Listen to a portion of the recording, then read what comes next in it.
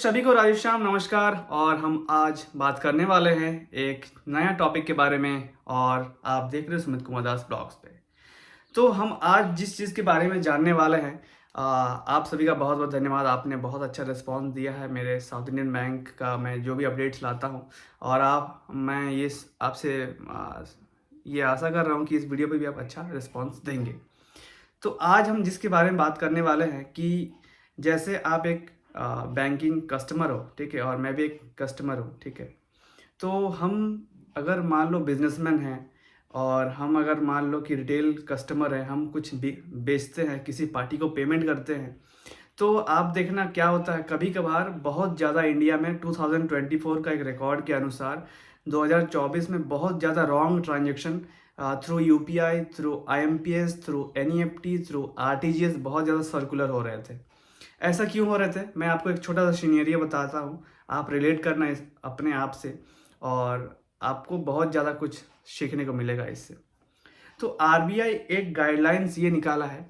Guidelines मैं आपको बाद में बताऊंगा। सबसे पहले आपको मैं जो बता रहा हूँ वो आप सुनो। जब भी हम एनईएफटी आरटीजीएस करते हैं और जब बैंक जाते हैं और बैंक में दिया जाता है एनईएफटी आरटीजीएस का फॉर्म। बेसिकली एनईएफटी होता है 2 लाख से नीचे। अगर आपको किसी को 2 लाख से नीचे भेजना है, 1,80,000, 1,90,000, तो वो एनईएफटी कहलाता है बैंकिंग टर्म्स में। अगर आरटीजीएस करोगे तो 2 लाख से ऊपर जितना भी करोगे, depends on the bank limit, bank branch limit, branch का लिमिट कितना है उस हिसाब से आरटीजीएस होता है, ठीक है। और एक होता है आईएमपीएस, जो हम खुद अपने फ़ोन से ट्रांसफ़र करते हैं। आईएमपीएस का चार्ज लगता है, एनईएफटी का भी चार्ज लगता है, लेकिन आरटीजीएस में चार्ज नहीं लगता है, ठीक है। अब हम लोग बात करते हैं जब हम लोग ब्रांच पहुंचते हैं और पहुंचने के बाद तो हमें जो फॉर्म दिया जाता है उसमें हमें एक एनईएफटी या आरटीजीएस का फॉर्म, दोनों का फॉर्म सेम रहता है, ठीक है। जब हम लोग भरते हैं तो बेनिफिशियरी का नाम, एड्रेस, आईएफएससी कोड, हमें सब चीज़ भरना पड़ता है, ठीक है। तो जब कस्टमर को पूछा जाता है कि क्या ये सही है जो आपने बेनिफिशियरी दिया है जिसको आपको पैसा भेजना है, तो कस्टमर बोलता है हाँ ये सही है, हमें चेक करते हैं। तो उस टाइम पे बैंकिंग जो बैंकर होते हैं उनके पास कोई ऑप्शन नहीं होता है, जैसे कि आप जानते थे, ठीक है। ऑप्शन नहीं होता चेक करने के लिए। जो आपने दिया, बैंकर का रिस्पॉन्स यही होता है कि जो आपने भर के दिया वही हम डालेंगे, इसमें गलत हुआ सही हुआ इससे हमारा कोई मतलब नहीं है। इसमें बहुत ज़्यादा चांसेस हो रहे थे कि गलत अकाउंट में पहुंच जा रहे थे। अब आरबीआई इसमें देखा कि बहुत ज़्यादा जब रॉन्ग ट्रांजेक्शन, रॉन्ग यूपीआई हो रहे थे, रॉन्ग आईएमपीएस हो जा रहे थे, तो आरबीआई ने एक सर्कुलर जारी किया है बैंकों को। और वो इस नए सत्र जो है 1 अप्रैल 2025, इसी 1 अप्रैल 2025 से क्या नियम लागू किया है कि सभी बैंकों को कस्टमर को ये अपॉर्चुनिटी देना होगा कि जो वो भेज रहे हैं वेरीफाई कर पाए।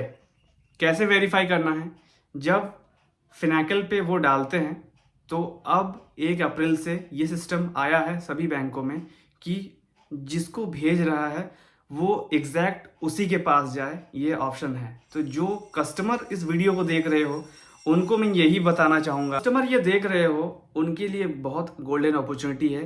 ऐसे ऐसे कस्टमर मैंने बैंकों में देखा है जो डेली आते हैं, 15-15, 20-20 एनईएफटी आरटीजीएस लेके आते हैं। उनका क्या है, तो उनको अब टेंशन फ्री रहना है। उनका अब रिस्पॉन्सिबिलिटी जो भर के दिया है वही रहेगा और कुछ नहीं रहेगा। देखो कई बार ऐसा होता है ना कि जब रॉन्ग ट्रांजेक्शन होते हैं ना तो उसमें करीब करीब 1 महीना या उससे भी ज़्यादा टाइम लगते हैं।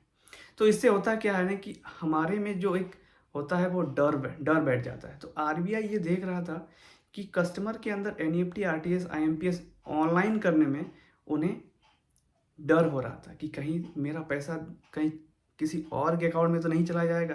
क्योंकि आप जानते हो जब भी किसी और के अकाउंट में जाता है तो वो एक बहुत लेंदी प्रोसेस हो जाता है। लियन फ्रीज, मार्क, डेबिट फ्रीज, बहुत कुछ होता है। और अल्टीमेटली सफ़र कौन करता है, कस्टमर सफ़र करता है। तो इसीलिए आरबीआई ने कस्टमर के लिए ये नियम लाया है। अब आप जब भी जाओ तो ये इंश्योर करना कि सही जगह जाए और ये बैंकर का रिस्पॉन्सिबिलिटी आप उनको दे के आओ कि मेरा पैसा कहीं रॉन्ग जगह नहीं जाना चाहिए, ठीक है। इससे मैंने बेनिफिट यही बताया आपको कि यूज़र फ्रेंडली है। तो ये आरबीआई ने 1 अप्रैल 2025 से जारी किया है और ये अभी लागू हो चुका है। तो जो भी एनईएफटी आरटीजीएस करते हो वो दबा के आरटीजीएस करो और दबा के इसको शेयर करो ताकि ये सबके पास पहुंचे और कोई भी बैंकर आपको फूल ना बना पाए। ठीक है।